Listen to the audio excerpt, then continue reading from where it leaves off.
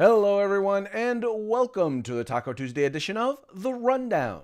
I will be your host today, Craig DeLuz, coming at you from the West Coast, the left coast, behind the Iron Curtain, otherwise known as the Sierras, in a state known in free America as California. But, as we all know, I do not do this program by myself. No, my name is Mike Peworski. I co-host the program. I am the co-host from the East Coast. That's the coast with the most from the co-host with the most. Here on the Rundown, where we bring you 2A views and conservative news. And boy, have we got a great Taco Tuesday for you today. Oh, most definitely, most definitely. But it would not be Taco Tuesday if we did not start it out with our theme song. It's raining tacos from out of the sky. Tacos, no need to ask why. Just open your mouth and close your eyes. It's raining tacos. It's raining tacos out in the street. Tacos, all you can eat. Lettuce and shells, cheese and meat. It's raining tacos. Yum, yum, yum, yum, yummity yum.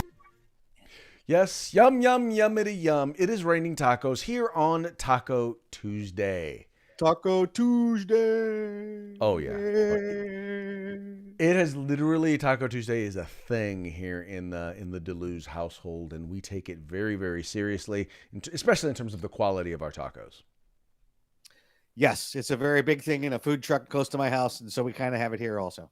Nice, nice. Very nice, very nice. Any special plans for Taco Tuesday, or have you already had your fill of tacos for the day?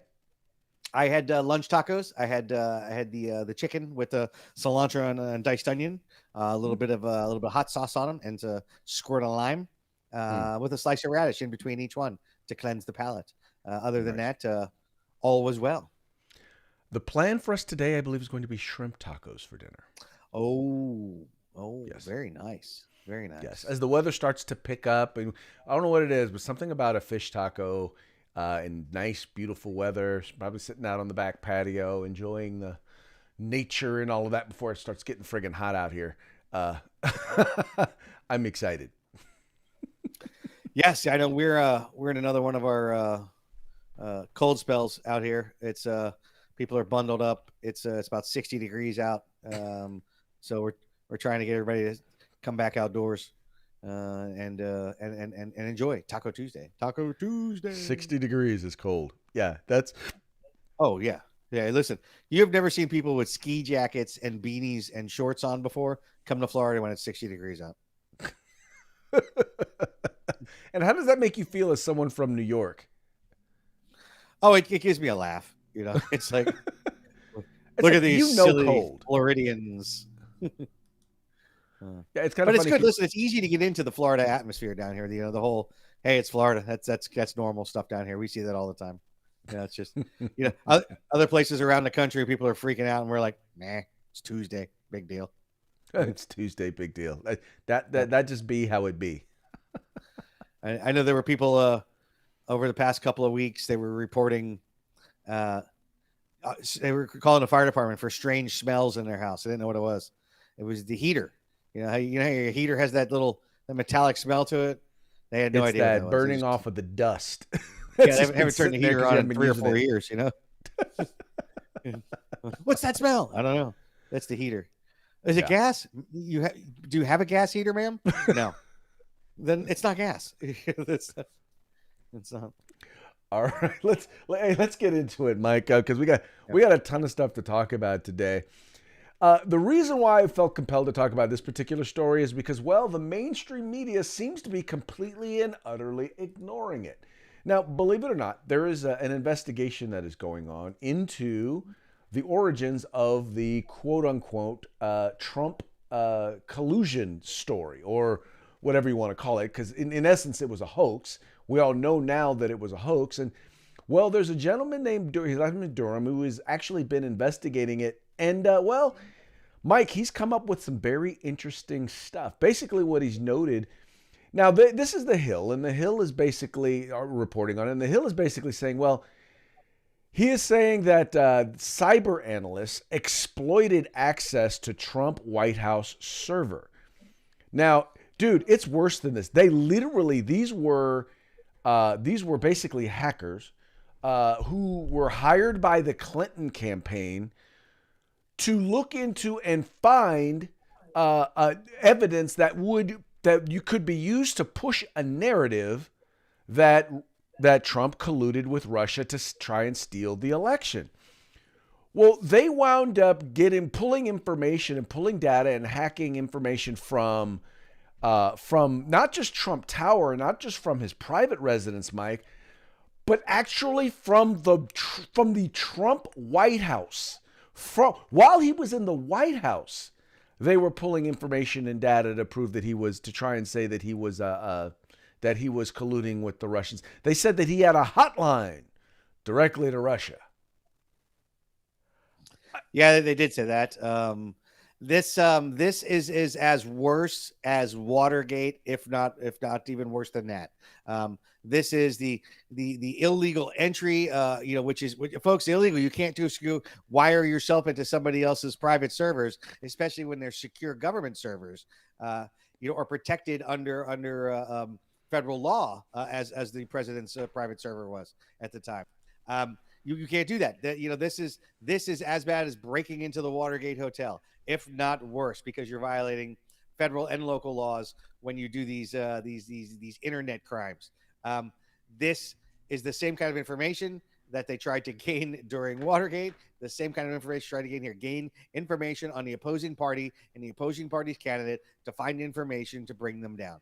That's exactly what Watergate was. If you don't know that, go back and take a look at it. This is huge, and it's being ignored. Well, and what's even funnier is, okay, so you finally got to the point where like CNN was reporting on it, right? Look what CNN calls it. CNN says that they used data to raise suspicions about Trump, data that they stole. Data where basically they admitted to hacking, and once again, this is the lawyer that has pled guilty, by the way, nobody talked about that either. Nobody talked about the fact that a lawyer for Clinton admitted to lying about the fact that they were working for Hillary Clinton. And so here's what we know: we know that the data that was used, all the stuff that was used to warrant or the investigation, right, came from or was paid for by the Clinton campaign, was then taken to the FBI. The FBI used it, and even when they knew that the sources were suspect, whether it was the dossier, whether it was this data, whatever it was, even when they knew, they still used it as a reason to try and investigate a presidential campaign. Yeah. Again, and nobody cares. I mean, take away the firewall and put up the walls outside the Watergate Hotel, and it's the same crime. This is ridiculous that this is not being picked up, that this is not being prosecuted, that the DOJ is not all over this. But I guess then again, nobody wants to get Clinton either. Right. Well, you know what? Here's the thing. I think when it's all said and done, hopefully, if Republicans can take over both houses or one house of Congress, we will see some real investigations into this stuff. Because this is, once again, we're talking about, if you're talking about collusion, there is clear and obvious evidence that the Clinton campaign was colluding with somebody to try and steal an election. Yes. Yeah, absolutely. I'm just saying. Absolutely. Yep. I'm just saying. And by the way, for those of you on YouTube and Facebook, if y'all are watching this and your algorithms are picking it up, we're not talking about the 2020 election. We're talking about 2016. And we're talking about investigations by the Department of Justice and CNN. So if you want to call it fake news and ding us for that, well, then you need to ding CNN and you need to ding, you need to ding The Hill as well, because they're pointing it out as well. Yep. So there you go. Yep. Okay. All right. Moving right along. All right, this next story is interesting because we talk about, how do I want to put this? Well, we'll just put it this way. Justin Trudeau has basically declared martial law.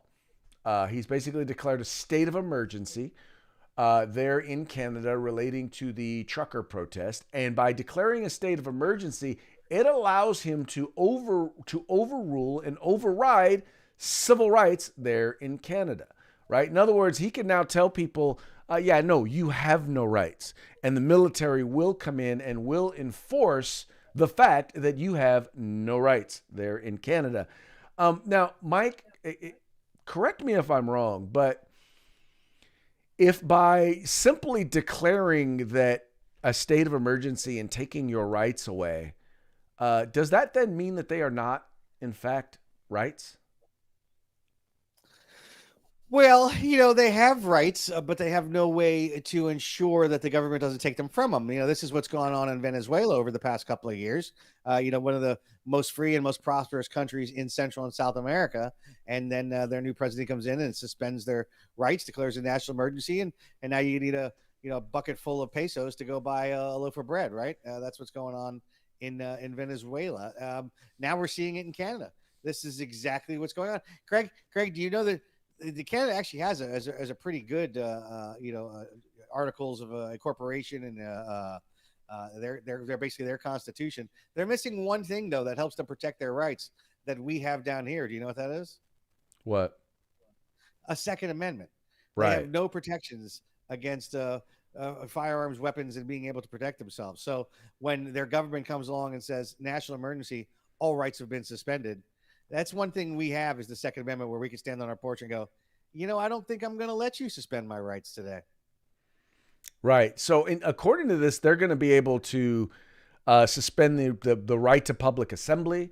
They're going to restrict travel. They're going to force businesses like towing companies to act with compensation, meaning they can't, supposedly he's saying they can't make them act and not pay them.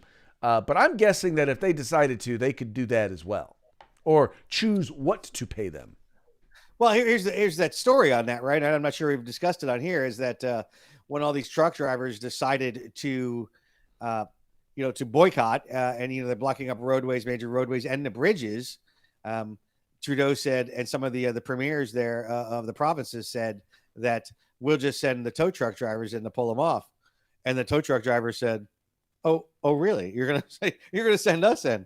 Well, how are you going to do that?" So some of the tow truck drivers decided, well, you know what I'm going to do? I'm going to do our patriotic duty. I'm going to listen to my government, and I'm going to go down to these bridges where these trucks are. And you know what they did then, Craig? They helped the truck drivers. They helped the truck drivers take all the wheels off their trucks and then left with them. That way, nobody can come take their trucks off the bridge. So the tow truck drivers are just as complicit in this now as the big rig drivers. So good for them. Good for them. Yeah. I don't know. I just think that when you get to the point where you have to declare martial law in order to keep order, you've lost order. You've lost faith. I mean, at this point, he needs to resign. He's lost the faith of of people. He's lost control of the country. Listen, the premier in Ontario has said the same thing, that they've broken the law and they're going to jail. And you threw this out there. Now you have to think about us taking your families away also, because if you don't have a job, you can't provide for them. What? These guys threatened to take families away. Yeah. And Gretchen there, Michigan governor here in the United States, because that bridge, they're blocking a bridge on the opposite side of Detroit there, Right. where so it's disrupting American traffic, but it's on the Canadian side. She has said if those trucks were to stop on the American side, she would send bulldozers out and push them off the bridge. Here's your governor in Michigan threatening to kill people over protesting. Right. She's threatening to kill them now. Well, but is that not what Marxists do? I mean, keep in mind, exactly what how they many do. This is over the 100 point. million people have been killed or died as a result of communism, totalitarianism, right? Yeah. We know this. Yep. This is a fact. Yeah. This is not myth. We know this, because what happens is when you don't act the way they want you to act, the only response they have is to kill you. Yes. And then everyone else will get in line. Yes. Yeah, it's exactly what they want. It's Craig. It's this is Canada right above. Oh, we're always so nice and they're always so polite. Yeah, until the government says off with their heads, right? And that's what they're doing there. Yeah.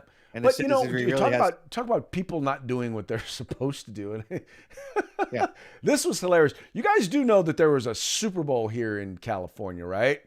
And you do know that the Super Bowl, which occurred in Los Angeles, California, happened at the same time that there was a Super Bowl going on. That's right. There was a Super Bowl. A mask mandate, a statewide mask mandate during the Super Bowl here in California.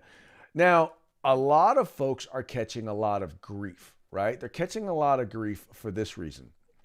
Because in California, even though our indoor mask mandate has been lifted for today, the mask mandate for children, for students at school, is going to remain in place. Right now, it's in place until the end of the year.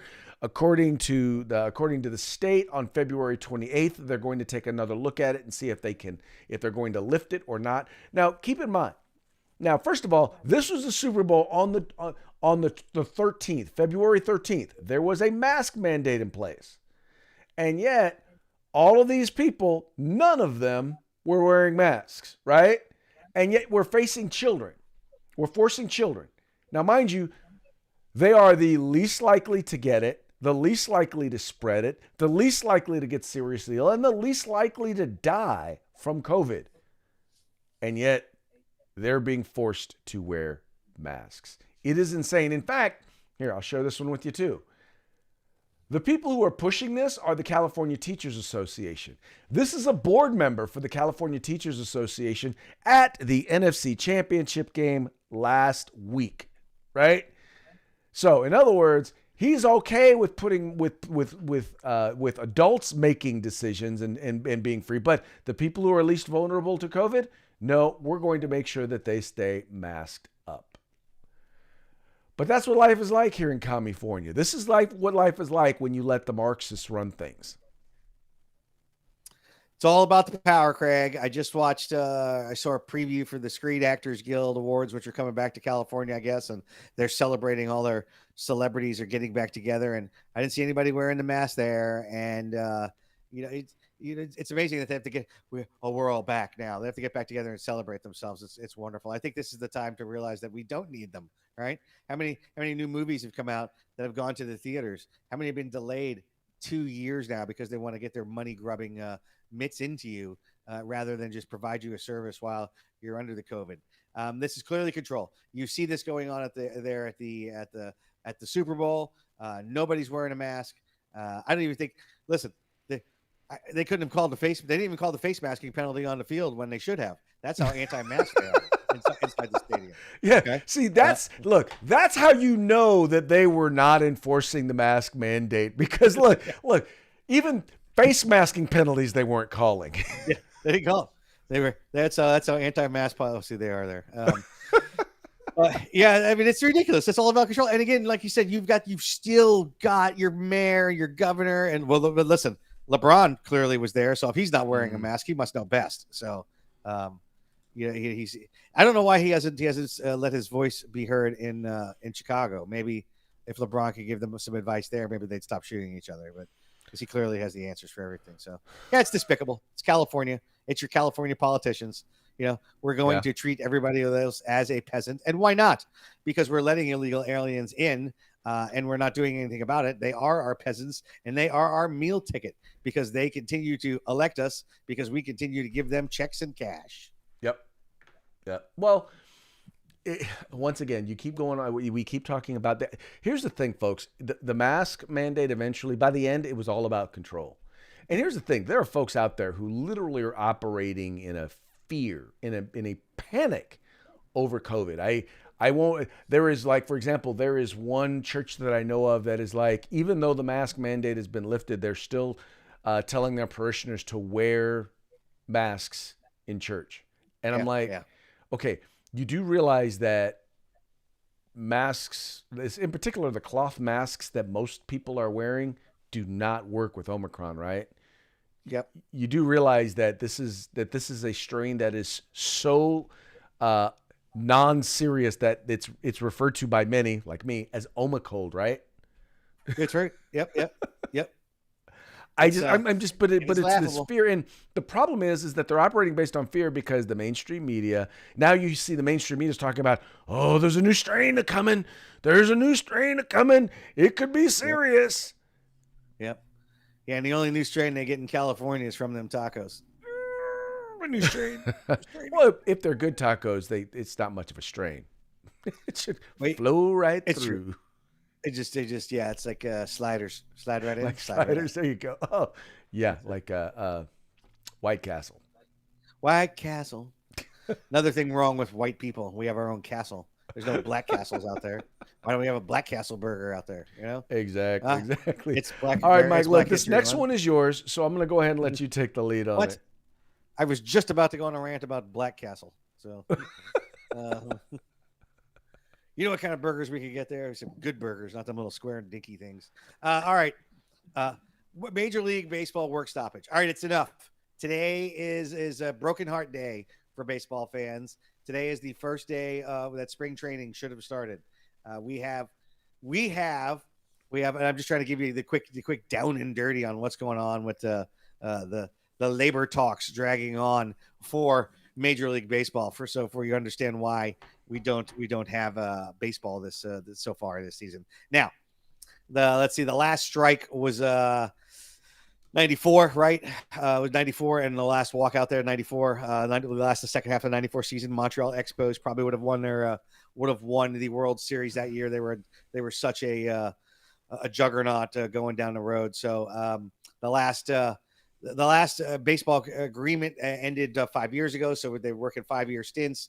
And Craig, here's what's really bad about this is the last time there was a lockout, like 22 years ago, the players were the bad guys, because they were seen as, free agency was starting to go nuts. That's when you're starting to see your $100 million players, $50 million players, actually $50 million players back then. Now you're at, players making $500 million, a $500 million man. I think the record right now is $337 million right now. They're playing Fernando Tatis Jr. out in San Diego. So it's craziness, right? Here's a couple of things they're fighting over. They're fighting over minimum salary. Craig, do you have any idea what the minimum salary is in baseball this year? $2 million. No, wow. Why would that's minimum? I know. Okay, what is the minimum salary? 580,000, which is one of the lesser minimum salaries in professional sports. Right. I'll give you that. It's 580,000. But the numbers of players that rotate through in that 1, 2 year, 3 level in baseball is much higher than it is in other sports. Yeah. So what the players did, what the owners did when the players were seen as the bad guys 20 years ago, the owners negotiated a really good deal for themselves. They said, okay, we'll let you have these real high free agent salaries, but we're going to have minimum salaries be $580,000. I think back then it was $250,000, but it's considerably gone up since. Right. So show me anywhere else where somebody else in a real job has got a minimum salary of $580,000. Mm-hmm. That's ridiculous. All right. Well, so those guys. Let me ask you this. So do they only get that while they're playing like at the pros? I mean, or do they get that even when they're playing in the minors? No, in the minors, if you get drafted into the minors, you usually get a signing bonus if you're in that top 100.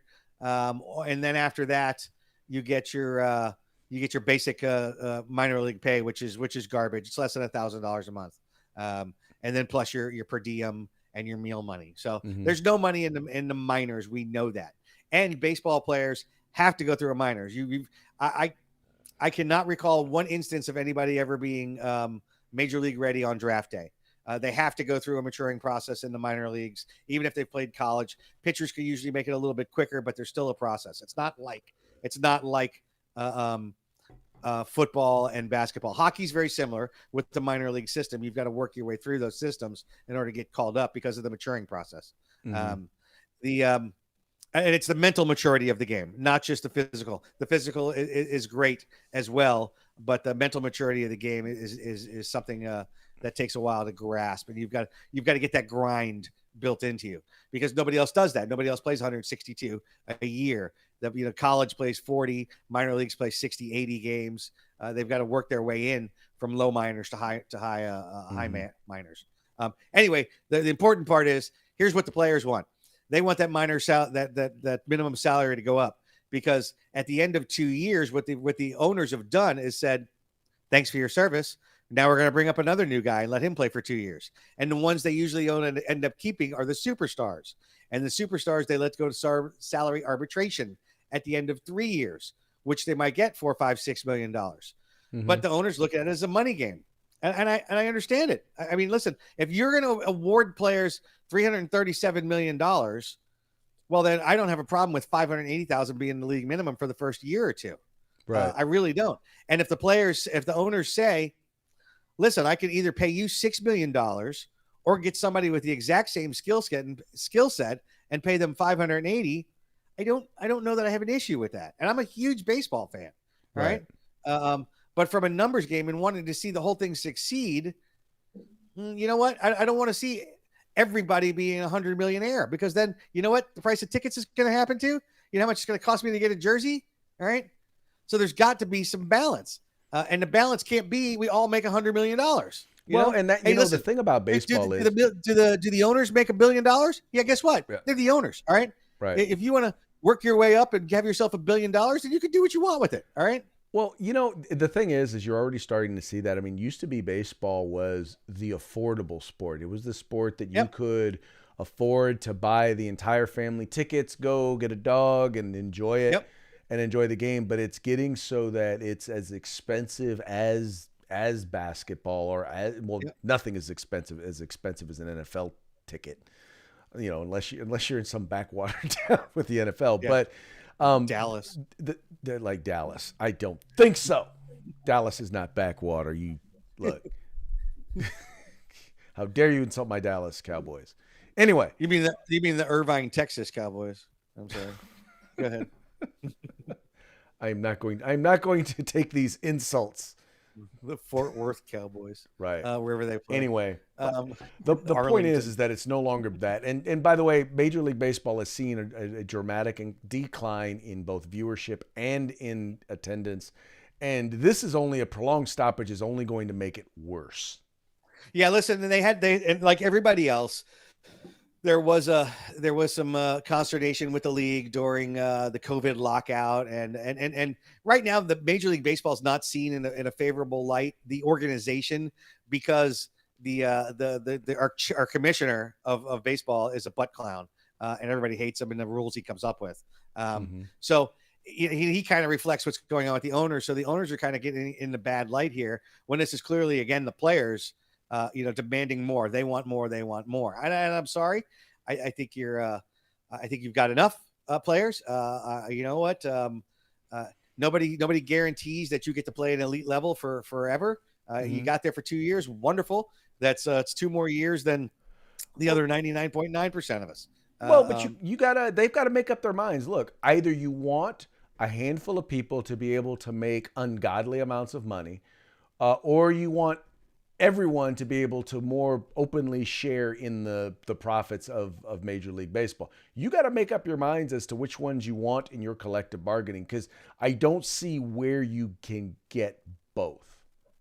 You're right. And here's the difference between the baseball and the other sports, between baseball and football and basketball. I'll say that hockey's kind of the same way as baseball, is that, you know what? I don't need a superstar on my team. It's nice. I wouldn't mind going to the postseason, right? And seeing that happen. But there's 162 games a year. That's 81 home games. 81 home games, Craig. If I'm going to 81 home games, I'm not going to see my superstar. You know what I'm going to see? I'm going to see baseball. I want to see baseball. Is what I want to see. I want to be in the park. I want to have a beer. I want to take score. I remember catch a fly ball. I want to take part in the baseball experience. The one player that gets up and maybe he's a superstar, that's okay, but he's not the reason I'm there. I'm going to see my team anyway. All right. Right. It's not like that in football. It's not like that in basketball. You want the superstar. They want to be there with the superstar. Like you said, because those ticket prices are $150 a ticket to sit in the nosebleed seats. Right. Right. Baseball, you can still get a $20 cheap seat and sit up top, and guess what? You get to see everything. It's baseball. I remember, man, when those cheap seats were like, well, and I'm probably going to age myself. They were more like $10 in the bleachers. Yep. You know what? And I'm going to say this. I'm not a big Atlanta fan. And now that he sold the team, it might be different. I haven't checked at the new park, but when Ted Turner owned the Braves, he used to set one section aside. It was in the nosebleed seats, right? Mhm. One section aside for $1 a ticket for any kid under 18 that wanted to come see a baseball game. Bam. Every game. Gave up a section every game for kids. Let the local neighborhood kids come see the game for $1 a game. And that's the way it should be, man. If you want to, Yeah, and that's how a lot of the owners are now. And again, Right. I think this is, the players look bad here, and the commissioner looks bad, and the owners are just sitting in the middle doing this. You guys have at it. Let us know what you're done. And baseball is one of the few of the major sports that is actually not dramatically increasing the amount of money that the owners are making. I mean, the reality is in the NBA and in the NFL, the owners and the team, the values of those teams are increasing. Yeah. And in Major League Baseball, it's just not happening the way it is in the other sports. And the problem is, I think you have players who are the elite players in baseball make more money than the other sports. They do. It's kind of funny. The difference between the haves and the have-nots in baseball is much more dramatic than any of the other, like, well, once again, when I say major sports, football, baseball, basketball, at least that's the way it is here in the United States. And the owners and they're not going to lose money either, and that's why they're sitting back with their arms crossed, because they're all insured. If something like this happens, they're going to get paid. Right. They're going to get paid. The insurance companies are going to pay them out. Lloyd's of London's going to pay them out. That kind of stuff. So exactly.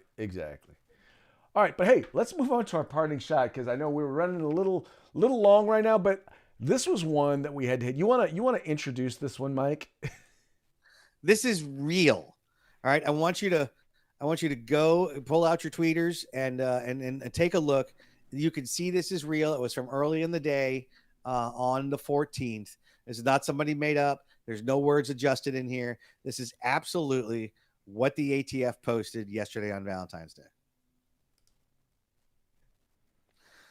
Valentine's Day could still be fun, even if you broke up. Do you have information about a former or current partner involved in illegal gun activity? Let us know, and we will make sure it's a Valentine's Day to remember. Call blah, blah, blah tips or email. Got an ex who buys or sells guns illegally? Give us a call. Faxes, website, blah, blah. Look at these guys. They got no work, huh, Craig? They're going out and listen, I'm all about putting people that are involved in illegal gun activity into jail, but swooping down in on the old ex-boyfriend, ex-girlfriend trick on Valentine's Day trying to get it done, that's just, you know what that is? That's low class. That's what that is. That's not good police work. That's low class. We all used to know in police work and say everything, like you get some bad guy out there and he wouldn't fess up, but you knew he had some girlfriend that they got domestic problems. You're like, we'll just wait a month or two. She'll be pissed. She'll come tell us, you know? Wow. All I know is that's like, I'm just like, once again, it put nothing past any of these folks over at the ATF. That is ridiculous. It's like, yeah, no, low freaking class is what it is. That's good. But we all know, but once again, is that not the way the government is? I mean, how many people were saying, look, if your neighbors are having parties and there's people who do not live in that house there, call the authorities. Well, I want my neighbor to be alert if they know I'm gone for the weekend.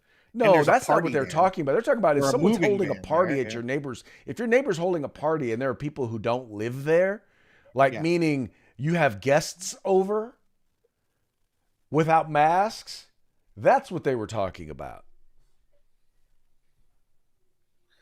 Okay, I'll go with that then. All right, fine. Okay, so we've now established Mikey is okay with them snitching on you not following the mask mandate or the gathering. You didn't say anything about a mask. You said a party. You said a party and people don't live there. You didn't say anything about a mask. So what are you talking about? Okay, so for those of you who live in free states, in states like California, they were literally making it illegal for you to have people in your home who did not live there, even if you were there, even if you invited them. Yes, that was a thing. That was a thing. I live in Florida. I have no idea what you're talking. I literally have no idea what you're talking about. I'm just telling you, that was a thing. Now, it was a thing that most people ignored, right? But it was a thing. Yeah, I'm in Florida, bro. Sorry, can't help you. I know nothing of these atrocities of which you speak. We didn't do the pandemic thing. We skipped it. Yeah, we're out. We're out. Oh, Is Mike. that how we play? Give a shout out to our sponsors. Hey, let's say hello to our good friends at Gorilla Machining, our good friends at Grid Defense, and of course, the fine people of the California Republican Assembly. Folks, check them out. Their links are in the description to this video. Visit them. Tell them that the guys over at The Rundown sent you. Help us, help them, help us, help you talk about 2A news and conservative views on a daily basis. Because you guys know this is the cool place to hang out every afternoon or / evening, depending on where you're watching this, right? You do know this is the spot, right? That's right. I think that's right. Right at 5 o'clock on the East Coast. East Coast. Yeah, well, it's 2 o'clock on the West Coast. But that's okay, though. We're, not quite prime time yet. But we're going to get there. We're going to get there. Anyway, folks, hey, thank you for tuning in. Thank you for liking, sharing, and subscribing, and encouraging your friends to do the same. It is about time for us to bid you a fond adieu and say we will see you tomorrow on Hump Day. Hump Day!